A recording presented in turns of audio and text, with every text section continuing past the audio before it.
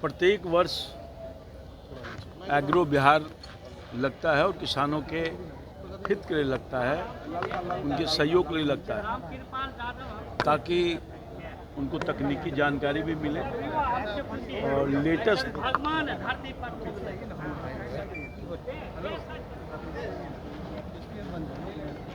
पूछो यार। अभियांत्रिकी जो मेला है उसका आयोजन किया जा रहा है, कितने यंत्रों पे सब्सिडी क्योंकि ये 2026 में एग्रो बिहार लगा है और किसानों के हित के लिए लगा है। यहाँ लगभग ये जो गांधी मैदान का जो इलाका है 2.10 लाख वर्ग मीटर में लगा है और 100 स्टॉल लगाए गए हैं इसमें।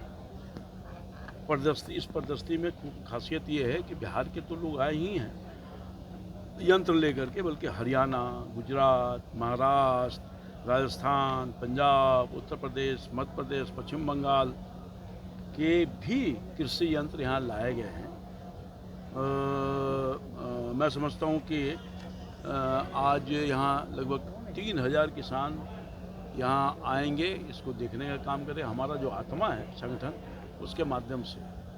तो इसमें विशेष बात यह है कि मेला तो लगा ही है, किसानों के लिए हम पाठशाला का भी आयोजन किया गया है, जिससे बुआई से कटाई तक का जो नवीनतम कृषि यंत्र है उसके बारे में बताएंगे और बागवानी से संबंधित जो कृषि यंत्र है, ड्रोन की व्यवस्था है, ये सारा चीज़ों अभी तक हम लोग देने का काम करेंगे। और बाइक देख रहे थे, इलेक्ट्रिक ट्रैक्टर पहली बार इंट्रोड्यूस हुआ है और किसानों को राहत मिलेगा। और सबसे बड़ी बात यह है कि कृषि विभाग 80% तक अनुदान देती है, जो आपने पहला सवाल किया था।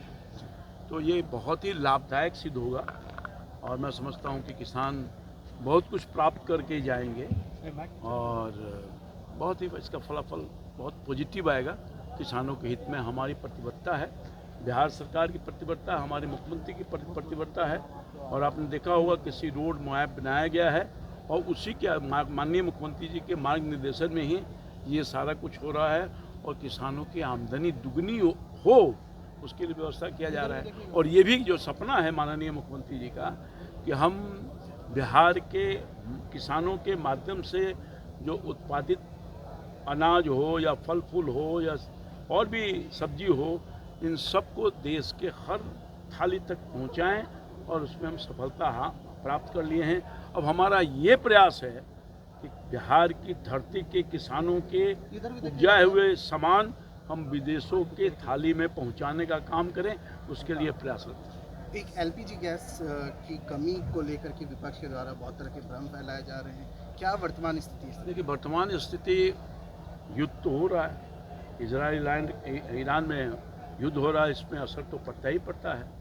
मगर भारत की सरकार और राज्य की सरकार संयुक्त रूप से किसी उपभोक्ता को कोई तकलीफ ना हो और विशेष तौर पर सामान की कोई कमी नहीं है, पेट्रोलियम पदार्थ है, गैस है, सब कुछ है। मगर विशेष तौर पर नज़र रखा जा रहा है उन लोगों पर जो इस मौके का फ़ायदा उठा करके लोगों का दोहन करना चाहते हैं, ब्लैक मार्केटिंग करना चाहते हैं।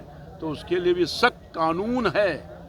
जो भी इसमें गड़बड़ी करने वाले पाए जाएंगे उनको बख्शा नहीं जाएगा और जेल की हवा खानी पड़ेगी। मैं प्रधानमंत्री मोदी किसान आवास से आया हूँ और मेरा एक समस्या है किसानों को कि हम लोग जब खाद खरीदने के लिए जाते हैं दुकान पर ना, वहाँ एक बोरी के साथ एक बाल्टी जोपरन दिया जाता है और नैनो ऊर्जा दिया जाता है। जब इसको मान में हम लोग जाते हैं, मैं आपके इस बात से बिल्कुल सहमत हूँ। मैंने पिछले बार भी जब सीजन चल रहा था तो मैंने बहुत छापामारी करवाया, कई लोगों पर एफआईआर करवाया, कई लोगों के लाइसेंस रद्द किया और अगले बार फिर हम अपनी विशेष निगाह रखेंगे ताकि किसानों को कोई दबाव नहीं डाल करके खाद के अलावे ये सामान लो। हमने जो बड़े जो व्यापारी हैं या बड़े जो एजेंसी वाले हों उनका व्यक्तिगत तौर पर हमने बुला करके मीटिंग भी किया है और मैंने उनसे आग्रह किया है कि इस तरह का दबाव मत बनाइए। पे ख्याल रखा गया है। तो 266 का हो गया, 350 पर भी हम लोग को खरीदना पड़ा, उस पर भी बोतल लेना पड़ा। हाँ, मुझे शिकायत मिली है, उस शिकायत के आधार पर मैं कार्रवाई किया हूँ, आगे भी कार्रवाई करूँगा। मैं सीधा संवाद आप लोग हमसे करिए। सर हो गया।